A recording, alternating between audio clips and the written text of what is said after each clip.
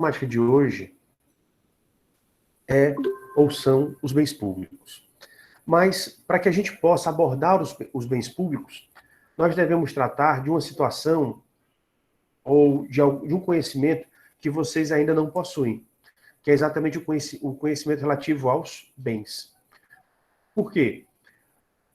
A doutrina a respeito dos bens, ou a doutrina geral sobre bens, nós encontramos exatamente no direito civil. Como vocês não têm direito civil, ou você não tem as disciplinas de direito civil, e, consequentemente, o direito das coisas, que é onde nós tratamos sobre os bens, então, por isso que a gente tem que antes fazer uma introdução sobre essa matéria, onde a gente vai estudar exatamente essa temática. O que é que nós precisamos saber sobre bens para que você possa entender melhor essa temática referente aos bens públicos? É exatamente aquilo que a gente viu, né? Em contratos administrativos, a gente precisa ter um pouquinho da teoria geral dos contratos e assim por diante. Pois bem, então a primeira coisa que nós precisamos aqui é ter uma definição, uma ideia do que seja bem. Mas essa definição, o que acontece? Eu já falei para vocês que uma palavra no português, às vezes ela tem vários significados. Então é importante que a gente saiba o significado dela, mas o termo bem é uma palavra jurídica. Então eu tenho que entender a definição jurídica de bem. E aí não me serve as outras definições. O que vai me servir, efetivamente, para essa temática é a definição jurídica. Pois bem, dentro do direito civil, mais especificamente do direito das coisas, bem, são as coisas. São coisas. E é interessante que essas coisas, elas podem ser materiais e imateriais. Coisas materiais: o óculos, o notebook, o computador, o celular, a borracha, o caderno, a lapiseira ou lápis, caneta. Tudo isso são coisas materiais que têm a existência física. Você pode tocar. Mas existem também coisas imateriais. Vocês têm alguma ideia de coisas imateriais? A honra. São coisas que a gente não pode pegar. Isso, muito bem. Eu acho que alguém falou a honra, né? Muito bem. A honra de uma pessoa é uma coisa, é um bem material. O que mais?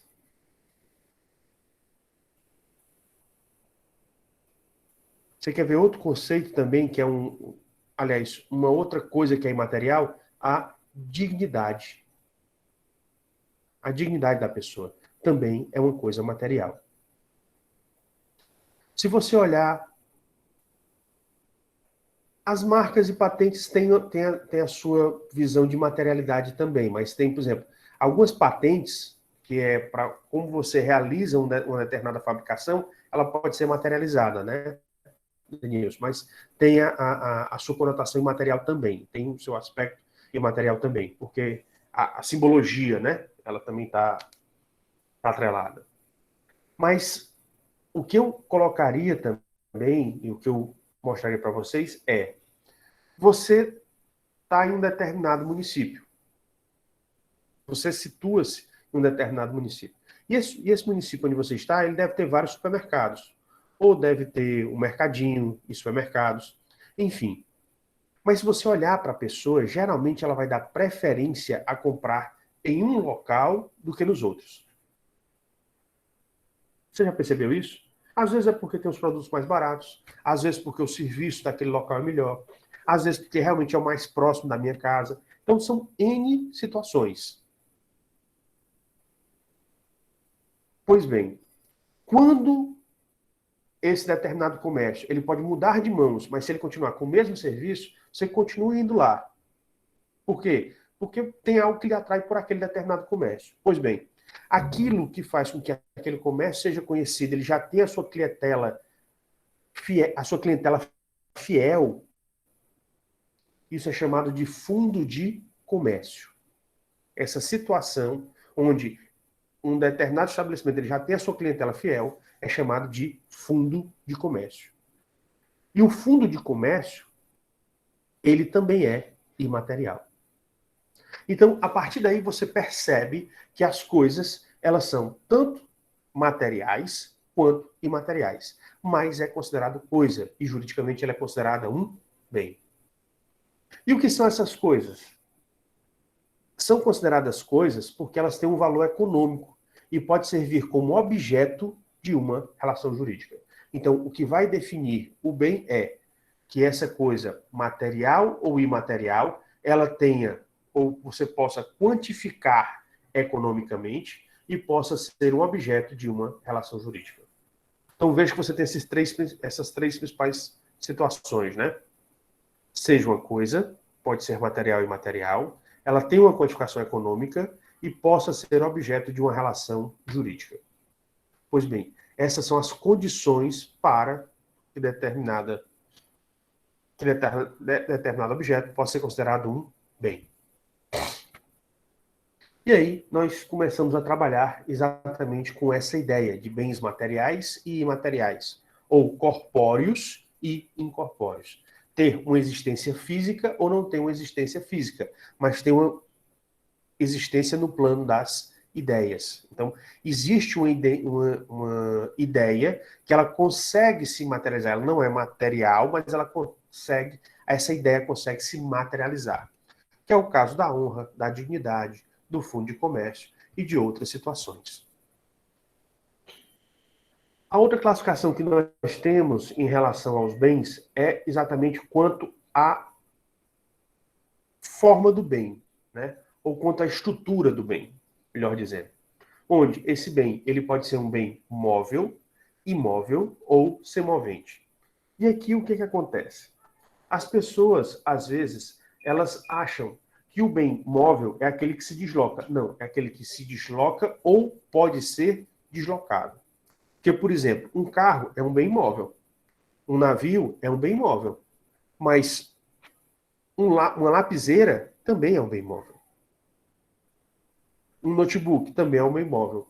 Então, ele não transporta a si mesmo, mas ele pode ser transportado. Então, os bens móveis são tudo aquilo que a estrutura permite que eles sejam deslocados de um lugar para outro. Isso são os bens móveis. Os bens imóveis é aquilo que, pela estrutura, ela não consegue ser deslocada, sem danificar o bem.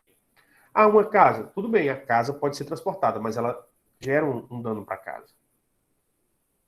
Então, por isso que a casa ela é imóvel. Só não aquelas casas pré-moldadas, né? Que aí existe essa discussão se realmente ela seria um imóvel ou não. Então, o que vai servir para você entender entre móvel e imóvel é exatamente a estrutura do bem. Se a estrutura puder ser deslocada sem ser danificada, é móvel. Se para ser deslocada precisa danificar, ele é imóvel. E aquele também que não pode ser deslocado é considerado imóvel. E a outra espécie de bem são exatamente os bens semoventes, ou seja, que eles podem se mover, né? Que são casos exatamente dos animais. A outra classificação é referente à facilidade ou não de você substituir o bem. Então, os bens eles podem ser fungíveis, como também eles podem ser infungíveis. Então, a fungibilidade é a troca, é a substituição. Então, se o bem você consegue substituir por outro ou outros do mesmo gênero ou espécie, quantidade e qualidade, esse bem ele é fungível. E aí nós temos a maioria dos materiais, né? Os grãos, eles são fungíveis. Os vegetais são fungíveis. Os metais preciosos, eles são fungíveis. As matérias-primas, elas são fungíveis. O próprio livro, ele é fungível.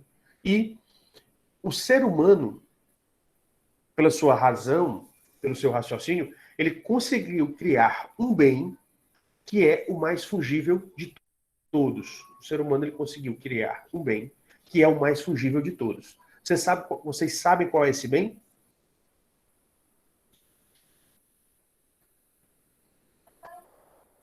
O dinheiro, professor? Moeda, dinheiro. Muito bem. É a moeda, é o dinheiro. A moeda, o dinheiro, é o bem que é mais fungível de todos. E hoje em dia a gente já está mudando, né? Por quê? Porque a gente está saindo, está deixando de lidar com moeda e está lidando com o quê? Moedas crédito. virtuais. É? Isso. Que mexe com crédito, né? Mexe com crédito. Então está até ficando uma coisa ainda mais fungível ainda do que aquilo que tinha sido pensado anteriormente, que até então era o bem mais fungível, que era exatamente o dinheiro, a moeda. Né?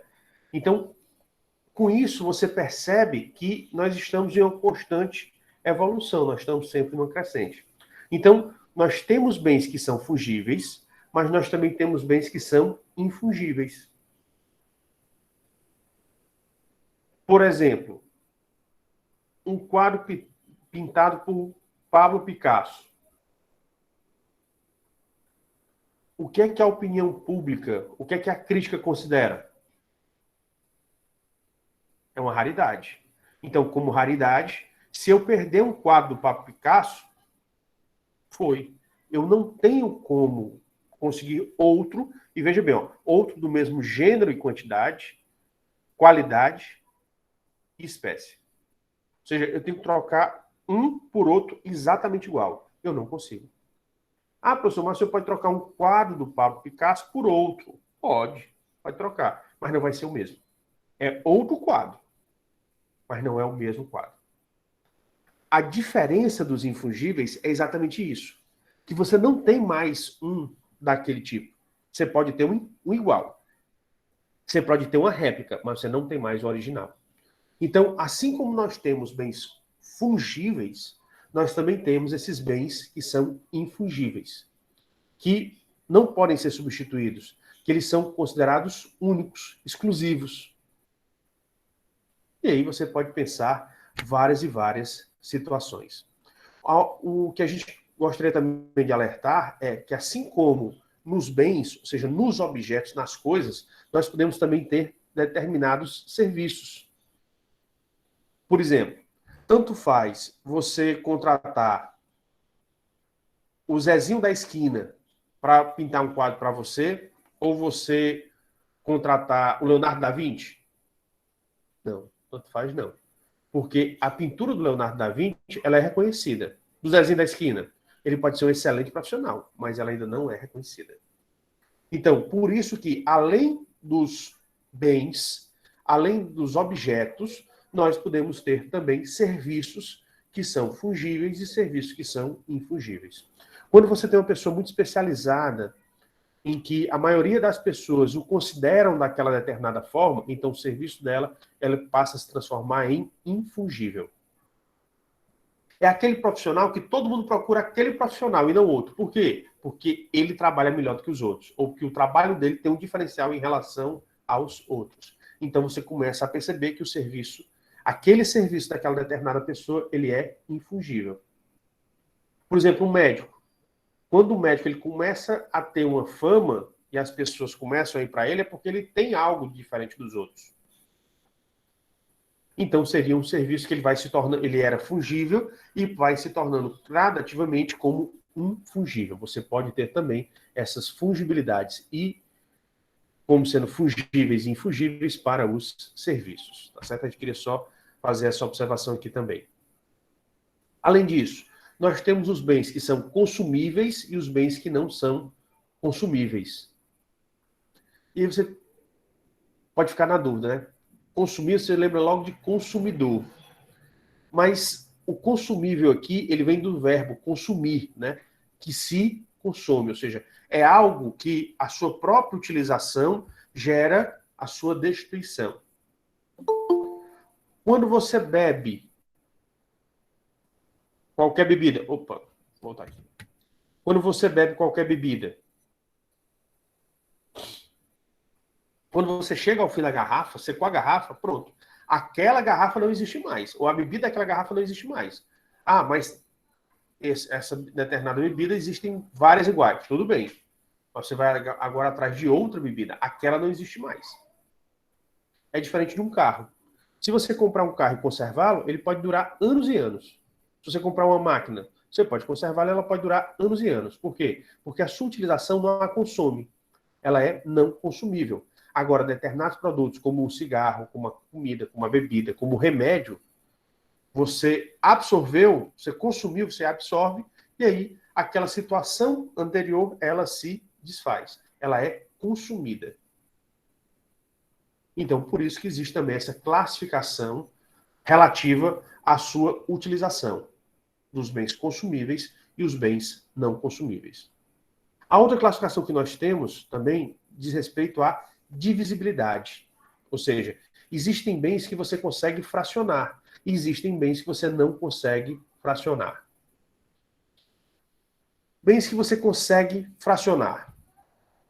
Se você compra uma saca de farinha, de arroz, de milho, uma saca, salvo engano, são 60 quilos, né?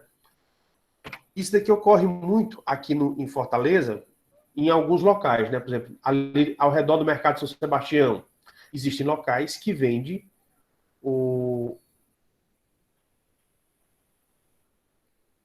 produtos como arroz, feijão, milho, vende de maneira fracionada. O que é isso? Ele tem lá a saca e ele vai tirando parcelas da saca. Aí você pode vender 500 gramas, 200 gramas, 300, 250, 1 quilo, 2 quilos, 10 quilos, 20 quilos. Então você pode ir fracionando do jeito que o consumidor quiser. Então, esses bens, eles são divisíveis. Mas assim como você tem esses bens que são divisíveis, que você consegue fracioná-lo sem alterar a sua substância, a sua essência, você também tem bens que são indivisíveis, que você não consegue fracioná-los sem alterar a sua substância. É o caso dos carros. Veja que o carro ele tem quantos sistemas, né? Tem um sistema de aceleração, tem um sistema de freio, tem um sistema de embreagem, tem o motor. Aí no motor tem a partida, tem o funcionamento, tem o radiador, você tem o sistema de refrigeração, você tem a funilaria, você tem a pintura, você tem o estofamento, você tem a parte elétrica, a parte eletrônica. Então você tem várias partes. Então o carro, ele é uma unidade, mas ele é constituído por várias partes. Pois bem, se o carro, que é uma unidade e é constituído por várias partes, você pode tirar uma parte delas e ele funcionar direito? Depende. Mas o fato é que ele não vai ser exatamente aquele objeto que foi pensado. E se você tirar alguma coisa, o funcionamento dele pode não ser impedido, mas o funcionamento dele pelo menos será prejudicado. Então, esses bens que você não pode dividir, eles são chamados de indivisíveis. E aí, os bens são considerados indivisíveis em 3 situações. A primeira delas, pela própria natureza do bem. Por exemplo, um animal, um boi, uma vaca. A sua carne, e aí você vai começar a pensar, toda a carne do boi é filé mignon? Não. Toda a carne do boi é alcatra? Não. Você tem peças diferentes. Mas, por exemplo, você pode tirar uma picanha do animal vivo? Não dá, né? Para você tirar os cortes da carne, os cortes de carne, você tem que matar obrigatoriamente o animal. Então, você não consegue tirar uma parte do animal sem perder o próprio animal. Por isso que eles são indivisíveis por natureza. Você pode ter também a indivisibilidade por determinação legal. Por exemplo, no Brasil, existe uma coisa chamada de módulo rural. O módulo rural é a menor porção de terra rural que uma pessoa pode ter. Então, menos do que aquilo, o direito ele não permite que seja vendido. É o módulo rural. Assim como nos terrenos urbanos. Existe uma dimensão mínima para os terrenos urbanos. Você pode vender se ultrapassar aquelas dimensões. Você não pode vender o menor naquelas dimensões. Então, o terreno urbano também é indivisível por determinação legal. Você pode ter outras situações em que a indivisibilidade ela seja oriunda exatamente de convenções. onde as pessoas convencionam. Por exemplo, eu já vi situações em que os pais deixaram uma casa no interior, esses pais deixaram 4 herdeiros e eles fizeram um contrato entre eles, onde eles estabeleceram que não ia ser vendido e que os 4 iriam preservar. Cada ano ficava sob a administração de um dos herdeiros. Pois bem, então aquele bem não seria dividido, mas por quê? Porque foi feito um contrato entre eles, que estabelecia um prazo dessa indivisibilidade e estabelecer as condições dessa indivisibilidade. Veja que a casa poderia até ser vendida, em parte, porque era um terreno muito grande da casa, mas eles optaram por não fazer e fizeram um acordo. Então, se fizeram um acordo, o acordo ele tem que ser preservado. Esse acordo nós podemos também chamar de convenção. Então, daí você percebe que existem bens que são indivisíveis por natureza, por imposição da lei, e outros onde as próprias partes envolvidas, elas convencionam, ou seja, elas entram num acordo para torná-lo aquele determinado bem como sendo indivisível.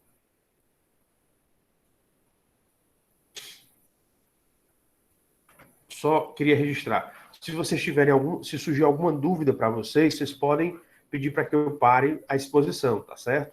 Sem problema algum. A gente pode parar a qualquer momento para que vocês possam fazer algum pedido. Mas enquanto vocês não solicitarem, a gente vai avançando na matéria. Esclarecido? Bem. A outra classificação que nós temos, ainda lá dentro do direito civil, ainda como seria uma matéria introdutória, antes de nós entrarmos, propriamente dito, nos bens públicos, nós temos exatamente os chamados, a classificação dos bens, se eles são únicos ou eles estão reunidos com vários bens. Então, os bens eles podem ser singulares ou eles podem ser coletivos. O bem singular é aquele que só tem um. Um bem coletivo é porque ele é composto de vários bens. Um bem singular, um automóvel, uma casa, são bens singulares. Se você tem um prédio, ele pode ser um prédio, mas você tem 5 apartamentos. O prédio ele é singular, o prédio, o edifício, mas os apartamentos eles são coletivos, porque você tem 5. Então, por isso, você vai depender do referencial que você está analisando, para você determinar se esse bem é singular ou ele é coletivo.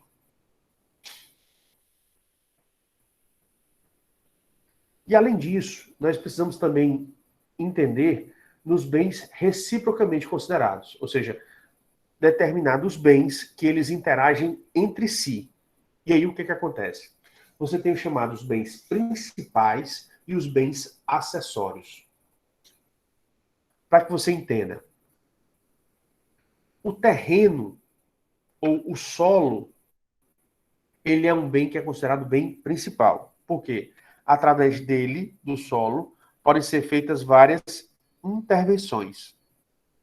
Então, o solo, ele é um bem principal. A construção é um acessório.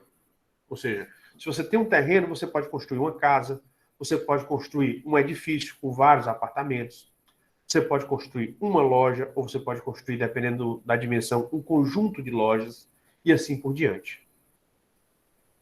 Então, por isso que o solo ele é um bem principal e a construção é um bem acessório. Outro acessório que nós podemos ter em relação ao solo, as plantações, né? As plantações que você tem naquele determinado local. Porque quando você coloca a planta, ela vai se fixar no solo, mas ela é algo que ela foi acrescentada. E a planta ainda vai mais além. Por quê? Porque ela vai produzir os frutos. Então, por isso que você tem também essa ideia, essa conotação de bens principais e bens acessórios. E aí sim, baseado em todos esses elementos, em todos esses ensinamentos do direito civil, ou do direito das coisas, encontrado dentro do direito civil, a gente pode efetivamente começar a entender os bens públicos. E aí a gente vai começar a entender os bens públicos exatamente através do seu conceito, né? Trazendo aqui um conceito para vocês. Esse conceito que a gente traz aqui é exatamente do professor Alain, que ele deixou aqui e a gente achou interessante. Então, o que são bens públicos? São bens públicos, todos os bens pertencentes às pessoas jurídicas de direito público. Vocês lembram quem são essas pessoas jurídicas de direito público? No Brasil, né? No caso do Brasil, a União, os Estados-membros, o Distrito Federal e os municípios. E além desses quatro, você também tem o quê? As autarquias, né? Então você tem aí os quatro que participam do Estado brasileiro e mais as autarquias. Então, bens públicos são esses, das pessoas jurídicas de direito público, bem como os que, embora não pertencentes a estas pessoas, estejam afetados à prestação do serviço público. E aí a gente vai entender um pouquinho mais lá na frente o que é essa afetação, né? Seria uma destinação. Eles estão destinados ao desempenho ou à prestação de um determinado serviço que é público, mesmo que de forma eventual. Por que eu digo isso? Pelo seguinte, você tem no Brasil hoje em dia você tem as chamadas teles, né? Mas as teles, ou seja, as empresas de telecomunicações, você vê a banda larga. Como é que a banda larga chega na sua casa?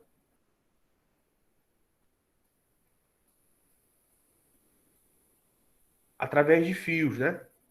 Existem vários tipos de fios e hoje em dia o fio mais avançado é a fibra ótica. Mas vocês sabiam que toda essa fiação ela é pública? Mas aí o que é que o Estado fez? O Estado ele criou uma estrutura de fios, tanto para a rede elétrica quanto para telecomunicações. Então, o Estado, muitas vezes, ele gera a infraestrutura do país. Mas aquela infraestrutura ele gera, mas ele não vai ficar com essa infraestrutura. Ele vai deixar que seja utilizado pela nação, ou seja, que seja utilizada pelos cidadãos. Mas para ser utilizada pelos cidadãos, que seja utilizada da melhor maneira possível, o que é que geralmente o Estado faz? O Estado ele faz a concessão do serviço público. É o que nós temos hoje em dia com energia elétrica, com sistemas de água, esgoto, que nós podemos ter com as telecomunicações, alguns locais com gás, sistema de gás ou abastecimento de gás, e aí você pode ter alguns outros sistemas. Então, para que eles funcionem, eles têm que ter uma infraestrutura pública que foi deixada pelo Estado. Na energia elétrica, são os fios de energia elétrica e também os sistemas, né? Você tem os sistemas de produção, de distribuição, de armazenamento. Você tem as chamadas usinas hidrelétricas, né? Você tem as estações de energia e você tem os vários equipamentos. Então, tudo aquilo ali é público. Os portos são públicos. Mas, a partir do momento que você permite a concessão do serviço público, o que acontece? O equipamento continua a ser público. A diferença que existe é que o equipamento continua a ser público, mas ele vai ser supervisionado, ele vai ser mantido pela empresa que ganhou aquela concessão de serviço público. Então, por isso que, mesmo que você tenha determinados bens que eles estão sob a guarda de empresas privadas, se eles estão sendo utilizados no serviço público, então quer dizer que eles estão sendo destinados ao serviço público. Então eles estão afetados, é como se estivessem protegidos, e aí eles não podem ser retirados do serviço público de qualquer maneira. E a distinção entre público e privado, pelo menos no que diz respeito aos bens, você determina o que é considerado bem público, todos os demais bens eles vão ser considerados privados ou particulares. Mas o nosso foco aqui são exatamente os bens públicos. Então, por isso que a gente precisa se ater ou trabalhar relacionado aos bens públicos. E a primeira situação que nós temos é exatamente essa. da titularidade, né? Ou seja, o Estado brasileiro ele é um dos mais complexos que existe no mundo. Então, por isso que a gente precisa entender um pouquinho exatamente essa titularidade dos bens públicos no Brasil. Então, a primeira coisa que nós temos é, quando é que eu sei que um determinado bem público ele vai pertencer à União, quando é que ele vai pertencer aos Estados-membros, quando é que ele vai pertencer ao Distrito Federal e quando é que ele pertence aos municípios. Existe uma primeira situação que a própria Constituição, ou qualquer Constituição, ela já faz uma primeira distinção, uma primeira partilha desses bens públicos. E no Brasil não poderia deixar de ser diferente, onde a Constituição ela simplesmente separa quais são os bens que serão considerados como federais e os bens que vão ser considerados como estaduais e distritais. Ela só faz essa distinção. Ela não determina quais são os bens que são municipais. Então, geralmente, os bens municipais eles devem ser adquiridos. Eles devem ser incorporados ao patrimônio do município, de cada município. Eles não herdam nada já diretamente da Constituição. Os bens federais estão previstos lá no artigo 20 da Constituição Federal Brasileira. Os bens estaduais e distritais estão previstos no artigo 26 da Constituição Federal Brasileira. E os municipais, não existe um regramento específico dentro da Constituição. Então, geralmente, ele os adquire dos particulares. E quais são os bens da União, né? E aí a gente vê aí, você tem 11 situações em que você tem os bens da União. Mas quando você vai aplicar essas situações, você vai perceber, você vai notar que existem vários espalhados pelo país. Primeiro, os que atualmente lhe pertencem e os que lhe vierem a ser atribuídos. Então, aquele patrimônio que já existia dentro do Estado brasileiro, dentro do governo federal, em 5 de outubro de 88, era considerado como bem público. E os outros que o Brasil ele veio a constituir, que ele veio a adquirir. 2. As chamadas terras devolutas, indispensáveis à defesa das fronteiras, das fortificações e construções militares, das vias federais de comunicação e a preservação ambiental, definidas em lei. Pois bem, meus caros, o que é que vocês acham que é essa chamada terra devoluta? O que é uma terra devoluta?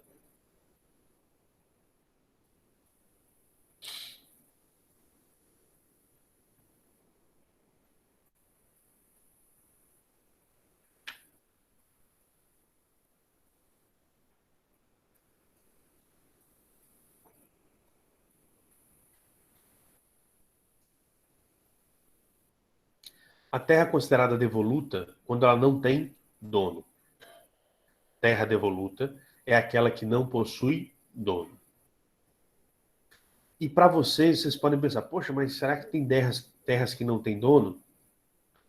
Existe, porque o que acontece? Anteriormente, ou antigamente no Brasil, como foi que o Brasil ele adquiriu as fronteiras que ele tem hoje em dia? Vocês já chegaram a ver esse histórico do território brasileiro? Como foi que foi formado o território brasileiro? Começou pelas capitanias hereditárias, se não me engano, não? E depois foi se formando os estados. E depois nós começamos a ter aqueles desbravadores, né, que começavam a entrar pelo interior do continente, e aí esses que entravam pelo interior do continente, eles foram fazendo povoamentos, né? Por isso nós temos os chamados bandeirantes. E aí os bandeirantes eles foram muito importantes naquela região, principalmente sudeste, sul e sudeste, porque eles rumaram principalmente para o centro-oeste. E aqui mesmo no nordeste, nós tivemos desbravadores que foram para o norte. Então, fazia-se os povoamentos, mas o povoamento é um conjunto de pessoas que existiam em um determinado local. Existiam vários espaços ao redor. Né? É como se você for para alguns locais do Mato Grosso do Sul, às vezes você vai entre uma cidade e outra, você tem 80 quilômetros, 100 quilômetros, que muitas vezes é inconcebível, né? Por exemplo, para quem mora em Redenção e Acarape, é inconcebível você, de uma cidade para outra, você passar 80 quilômetros. Mas, na verdade, não é de uma cidade para outra. É de um centro urbano para outro centro urbano. Porque os municípios, eles são limítrofes, ou seja, eles são vizinhos. Mas de um agrupamento urbano, de um centro urbano para outro, aí você tem distâncias enormes. Então, existe exatamente isso. Então, principalmente na região centro-oeste e na região norte, você ainda tinha terras, ou ainda tem terras, que elas não foram apossadas, que elas não sofreram apossamento de pessoa, de um particular. Então, sempre que a terra ela não tem dono, é porque o dono é o próprio Estado. Mais especificamente a União. Que o único dono de terras devolutas, no que diz respeito às fronteiras e fortificações e construções militares e vias federais de comunicação e preservação ambiental, é a União. Então, sempre que a União, nesses casos, ele verifica que uma terra é sem dono, ele registra como dela. Por quê? Porque a terra que é devoluta, ela passou a ser, em 5 de outubro de 1978, da própria União. O terceiro caso com o qual nós nos deparamos: lagos, rios e quaisquer correntes de água em terrenos de seu domínio, fica claro, né? Está dentro do terreno do Estado, ou seja, de locais que já são da União, continua com ela. Ou que banhem mais de um Estado, sirvam de limites com outros países, ou se estendam a território estrangeiro, ou dele provenham, bem como os terrenos marginais e as áreas pluviais. Pessoal, por que essas regiões aqui elas são tão importantes? Vamos lá. Lagos, rios e qualquer corrente de água. Por que água é importante, pessoal?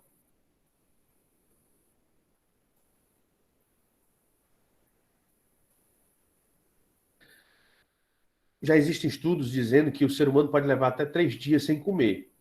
Mas ele pode ficar quanto tempo sem beber?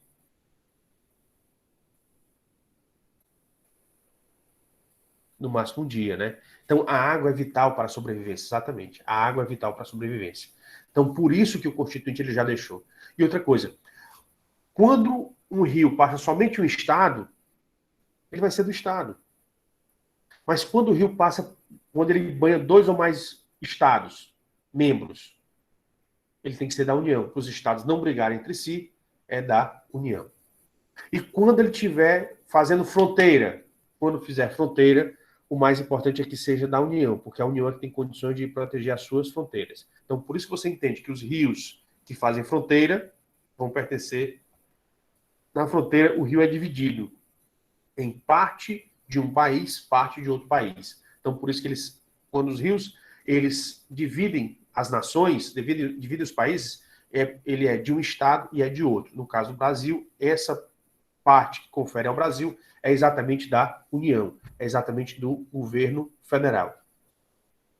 E você vai ver essa regra também recaindo quando você estiver tratando dos chamados terrenos marginais e nas praias pluviais, que são aquelas regiões de fronteira também. Né? Então, por quê? Porque é um imperativo de segurança, aí vai ser um imperativo de segurança nacional. Então, para não, quando o rio, ou quando aquela situação for interna, ou seja, dentro de um estado, é daquele estado. Quando margear vários estados, para que os estados não briguem, é da União. E sempre que for uma fronteira entre um país e outro país, é da União a parte que compete ao Brasil. Exatamente por isso, você vai entregar um ente mais forte, para que ele consiga preservar aquele determinado local. 4. As ilhas fluviais e lacustres. O que é a ilha fluvial? A ilha fluvial é que está dentro de rios, né? São as ilhas formadas nos rios, ou seja, dentro dos rios. As lacustres são as ilhas que você encontra nos lagos, né? As ilhas que você encontra em lagos. Nas zonas limítrofes com outros países, as praias marítimas, as ilhas oceânicas e as costeiras, excluídas destas as que contenham a sede de municípios, exceto aquelas áreas afetadas ao serviço público e à unidade ambiental federal, e as referidas no artigo 26, inciso 2, que seriam a 26, inciso 2, são bens dos estados. Então, você percebe que é nitidamente para você não deixar que os estados eles contendam entre si por determinadas regiões ou por determinados bens, você já confere logo a união. Aquilo que pode ser disputa interna entre os estados, confere a união. E aquilo que diz respeito a regiões de imperativos ou cuja segurança nacional, não do estado, mas a segurança da nação, a segurança nacional, ela seja importante, você também já confere ao estado. E aí, nós temos também, no inciso 5, os recursos naturais da plataforma continental e da zona econômica exclusiva. O que acontece?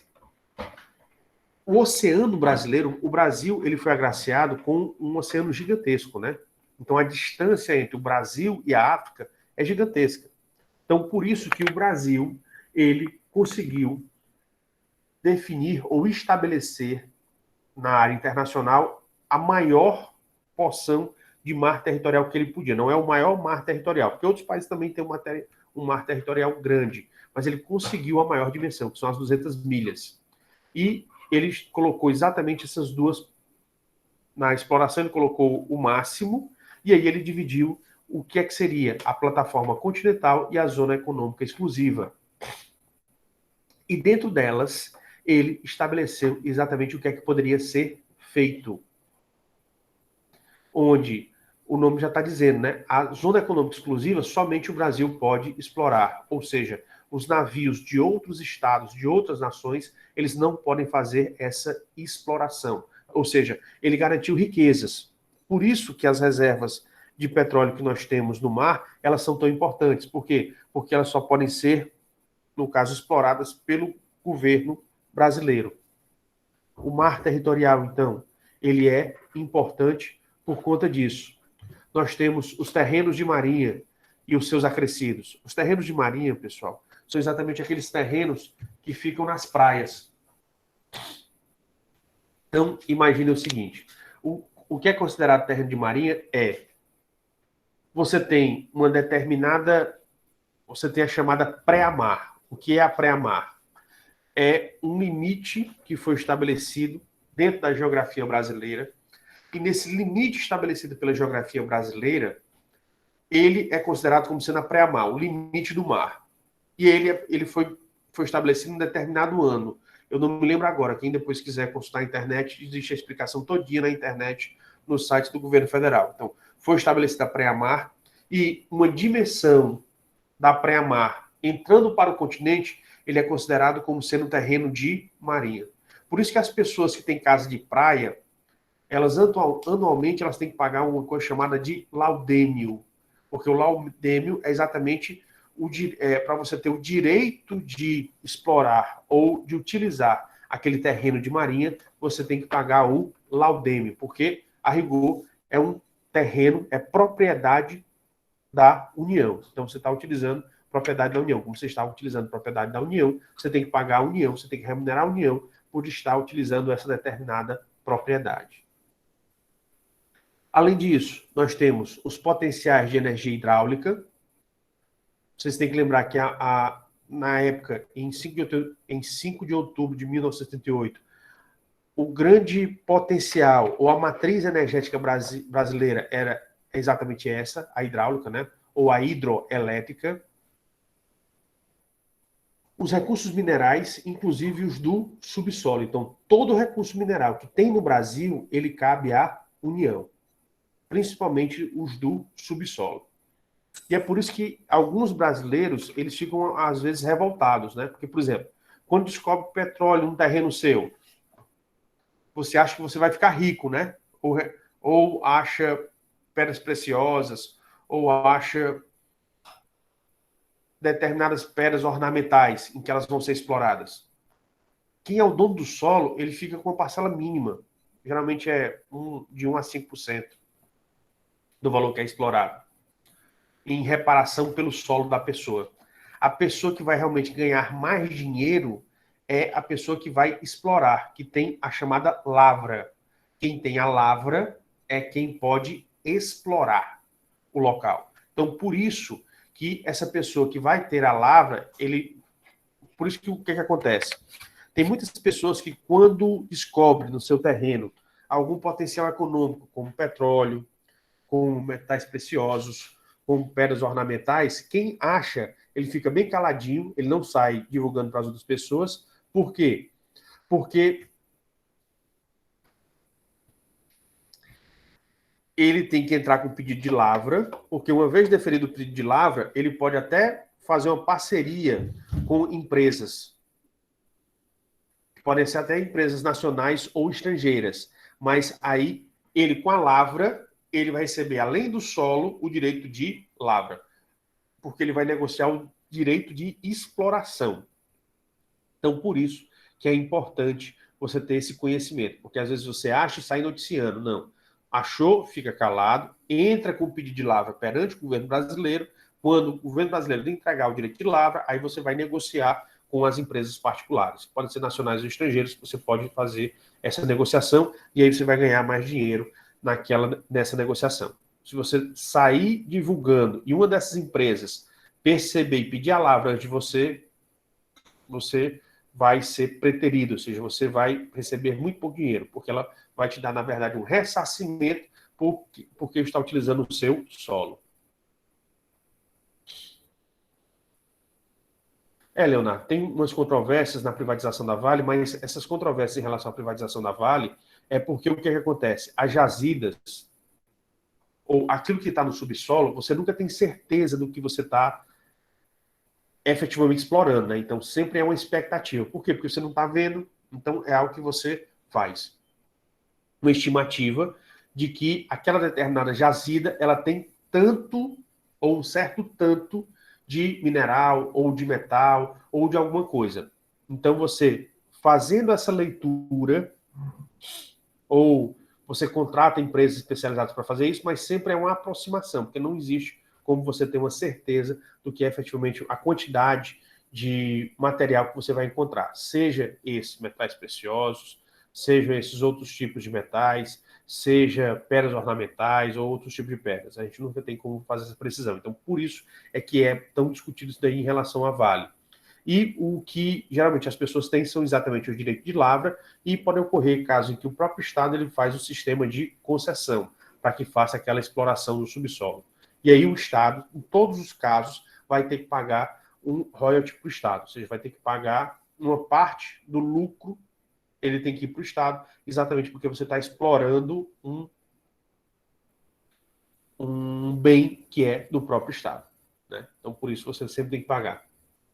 Tá certo? Então, o Estado ele não sai totalmente prejudicado nisso, porque ele vai receber pelo que é produzido.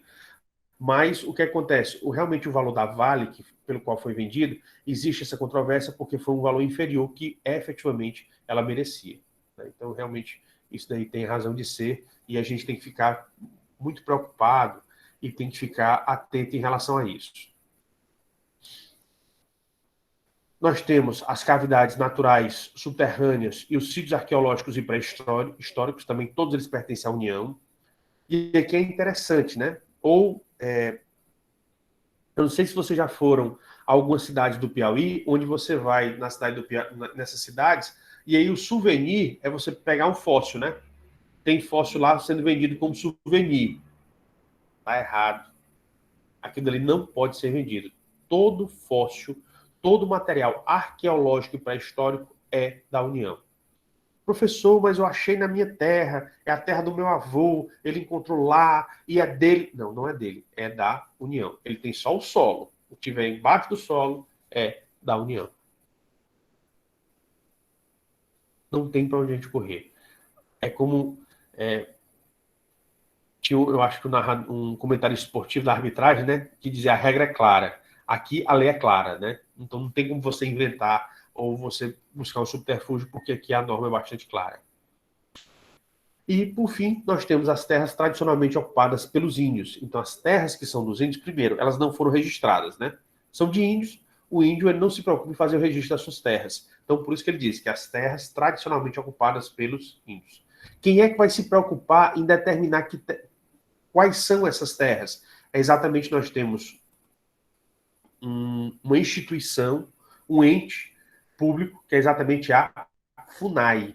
Então, a FUNAI ela ficou encarregada já desde muito tempo, que ela já foi criada já há vários anos, ela ficou encarregada de exatamente fazer essa delimitação dessas terras tradicionalmente ocupadas pelos índios.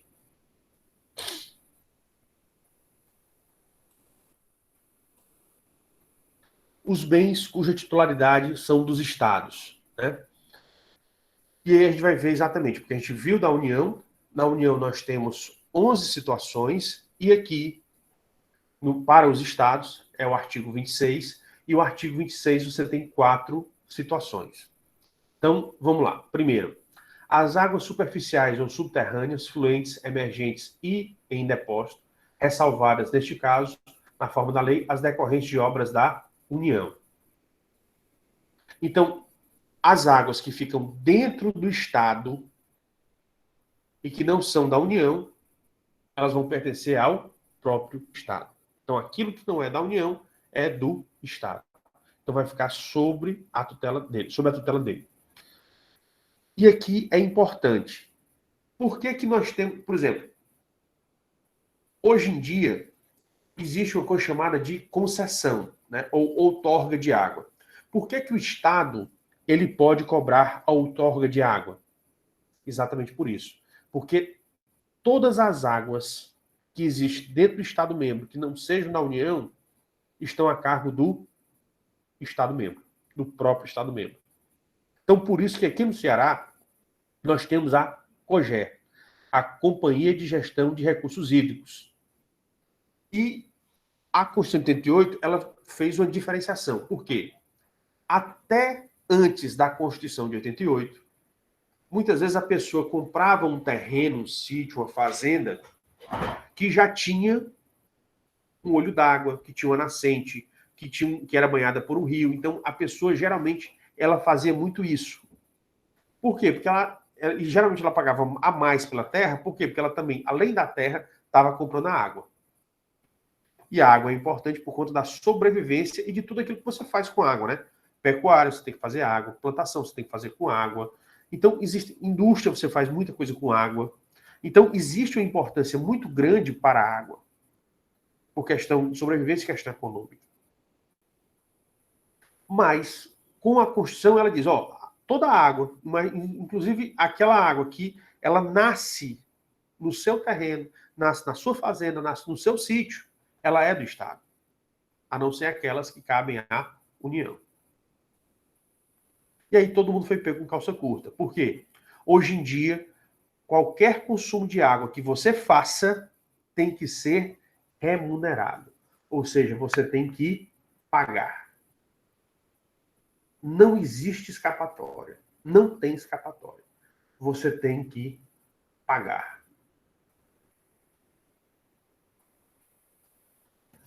E a outorga de água é isso. É que hoje em dia, cada pessoa que vai se utilizar dessas águas cuja titularidade são do Estado-membro, ele tem que chegar para o Estado-membro e dizer quanto é que ele vai consumir de água. E ele vai pagar um valor pela chamada outorga, ou seja, por essa utilização da água.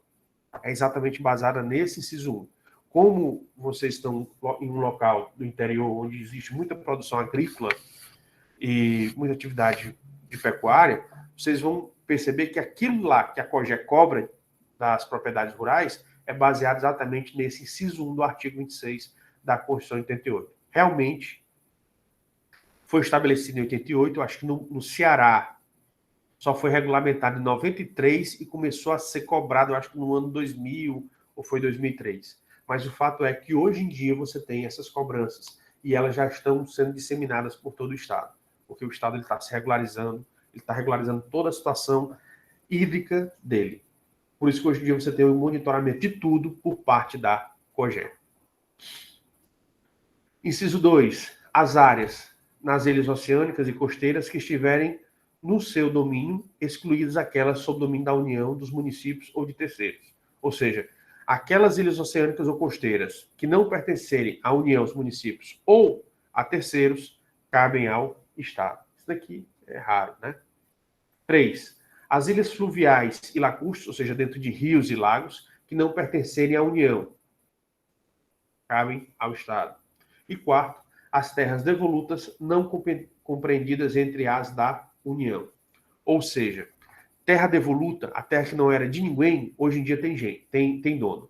Ou são da União, mas a União só tem as terras devolutas naqueles casos previstos lá no artigo 20, e se não for da União, é do Estado. Então, as terras no Brasil, elas deixaram de ser devolutas. Ou seja, elas deixaram de ser de ninguém e hoje em dia elas cabem, pelo menos, ou ao governo federal ou aos governos estaduais.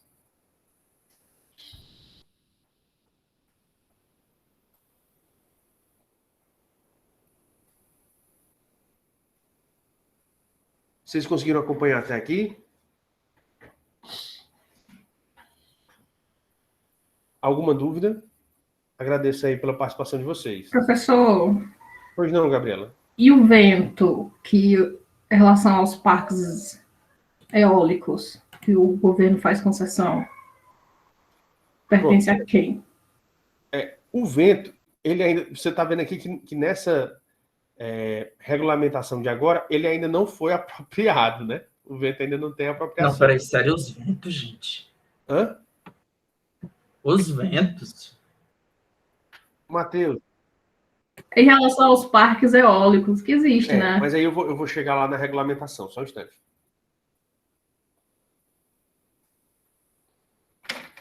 O vento é porque é o seguinte, no parque eólico, o que você tem não é o vento em si, é exatamente referente à eletricidade, ou à energia elétrica que é produzida.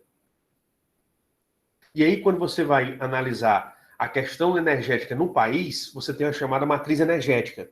Então, na matriz energética, como essas usinas eólicas elas vão atuar na produção da matriz energética, então o que você tem é um serviço público. Serviço de quê? De energia elétrica. Aí toda a atividade de energia elétrica, ela é regulamentada por quem? Pelo ordenamento, pela legislação referente ao sistema elétrico do país. E quem é que coordena, quem é que fiscaliza, quem coordena é a Eletrobras. Quem coordena é a Eletrobras, que é exatamente do governo federal. Quem é que fiscaliza? É a ANEEL. É ANEEL, que é a Agência Nacional de Energia Elétrica. Então, a questão do vento, na verdade, não é o vento em si, é o aproveitamento energético que você tem dele. Porque o aproveitamento energético que ele gera, aí esse aproveitamento energético ele é regulamentado e aí ele vai ser fiscalizado. Entendi, professor. E aí tem outra circunstância. Além disso, você vê que a energia, se você analisar a energia elétrica, a energia elétrica você tem várias atividades, certo? Você tem a produção, por exemplo, o que é a usina eólica que ela faz? Ela produz energia elétrica. Por exemplo, aquelas usinas de energia solar produz energia elétrica. Então você tem a produção, você tem a chamada transformação, você produz, você transforma, porque o que acontece? Eu não sei se vocês... Aí tem algum linhão que vocês já viram na região de vocês? O linhão é aquelas estruturas, aqueles postes gigantescos, de estrutura de aço, com várias... que geralmente tem umas bolas, tem em Guaiúba, Pacatuba. Pronto. Aqueles linhões são milhares de megawatts, ou seja, são correntes gigantescas. Então, elas chegam nas cidades, naquelas correntes chamada alta tensão. Aí ela tem que ser transformada para tensão média ou tensão baixa. Então, você tem a produção, você tem a transformação, você tem a distribuição. Né? Então, você tem várias atividades. Então, o que ocorre é a regulamentação de cada uma das atividades dela. As energias eólicas, elas têm uma regulamentação e uma fiscalização porque elas estão na base da produção de energia elétrica. Não é que o vento em si ele é propriedade do Estado, mas é porque a atividade é um serviço público. Professor, e essas linhas de transmissão menores? Porque tem esses postes menores, né? E tem os outros também que a gente vê assim nos bairros. Aí é a chamada distribuição, né? Produção, abastecimento, transformação e distribuição. Só me engano é esse. É produção, abastecimento, distribuição é produção, abastecimento, transformação e distribuição. Eles ficam na parte da distribuição da energia. Oi, professor. Pois não? Como a gente está tratando de bens, gostaria de fazer uma questão. Pois não? Como é que podemos caracterizar o nome da pessoa? É um bem ou é um direito? O nome da pessoa é um direito. É um direito. Mas, por exemplo, eu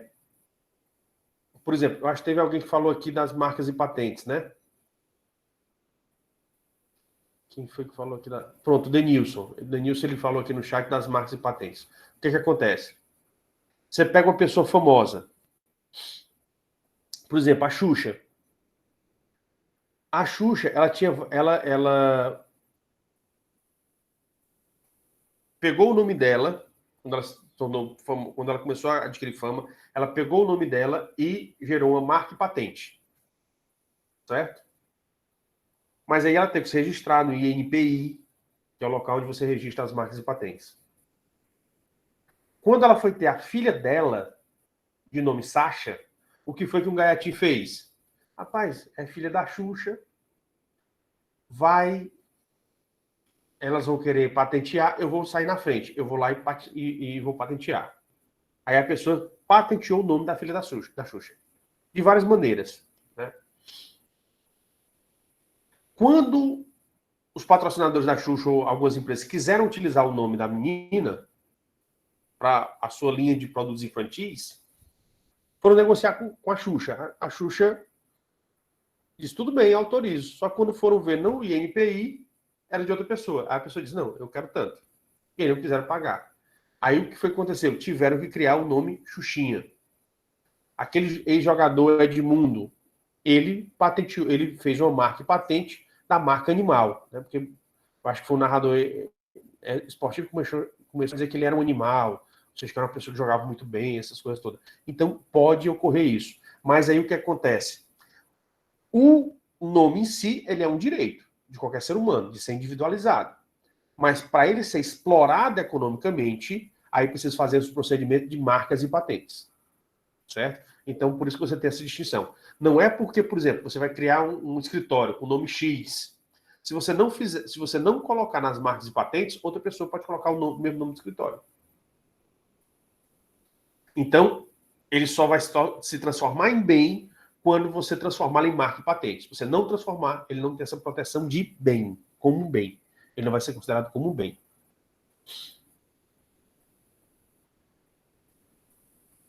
Entendido?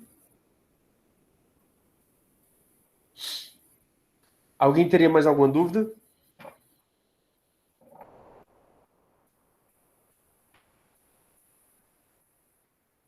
Não? Então, vamos fazer o seguinte. A gente vai fazer agora o intervalo.